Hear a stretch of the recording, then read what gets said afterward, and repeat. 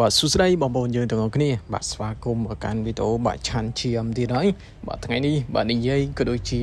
បាទណែនាំក៏ដូចជាបង្ហាញគន្លឹះបាទនៃការបាទផុសបាទវីដេអូរបស់យើងបាទគូផុសបាទនៅម៉ោងណាដែល YouTube ក៏ដូចជាអ្នកមើលបាទកំពុងតែរងចាំទស្សនានៅវីដេអូរបស់យើងបាទធម្មតាទេបាទយើងដាក់ត្រូវម៉ោងគឺបាទឡើង view បាទមិនថា channel ខ្ញុំឬក៏ channel បាទបងប្អូនយើងទាំងអស់គ្នាទេបាទឥឡូវយើងចង់ដឹងថាយើងមើលកន្លែងណាបាទតាមដានទស្សនាទាំងអស់គ្នាបាទសួស្តីបងប្អូនយើងទាំងអស់គ្នាបាទស្វាគមន៍មកកាន់វីដេអូបាទឆាន់ឈាមទៀតហើយបាទថ្ងៃនេះបាទនិយាយបាទតកតងទៅនឹងការបាទធ្វើបាទ YouTube បាទសម្រាប់បាទដៃថ្មីបាទវាជាគន្លឹះក៏ដូចជាចំណុចមួយនៃការចាប់ផ្ដើមបាទធ្វើ YouTube ដូចគ្នាបាទយើងដឹងពីចំណុចមួយនេះវាជួយឲ្យកើន view បើកើនអ្នកមើលបាទចំដាក់ដូចគេថាដាក់ចំកន្លែងដែលគេចង់ដាក់បើយើងចូលមកកម្មវិធីបាទ YT Studio នេះមកបាទបន្ទាប់មកបាទយើងមើល channel នេះ channel តូចរបស់ខ្ញុំនេះគឺអត់ទាន់រកលុយបានទេប៉ុន្តែវាកើន view ដែរបាទមួយរយៈចុងក្រោយនេះបើយើងចូលមកបាទ analyze បាទនេះ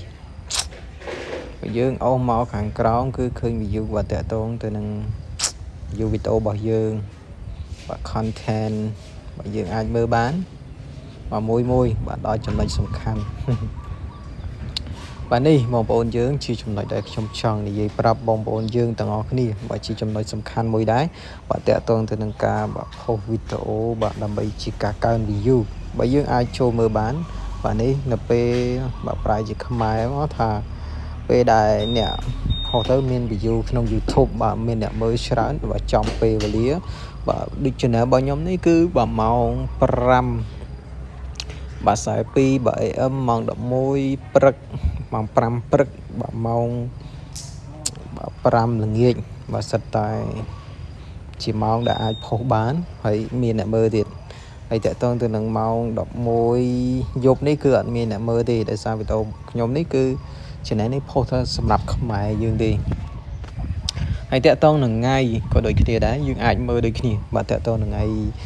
អាទិត្យបាទថ្ងៃ Sunday នេះថ្ងៃអាទិត្យបាទអាចផុសបានបាទម៉ោង5ព្រឹកបាទ11ម៉ោង5ល្ងាចបាទតកតងទៅនឹងថ្ងៃយើងអាចមើលបានដូចគ្នាខាងលើនេះបាទ queue ខ្លាំងបាទមានន័យថា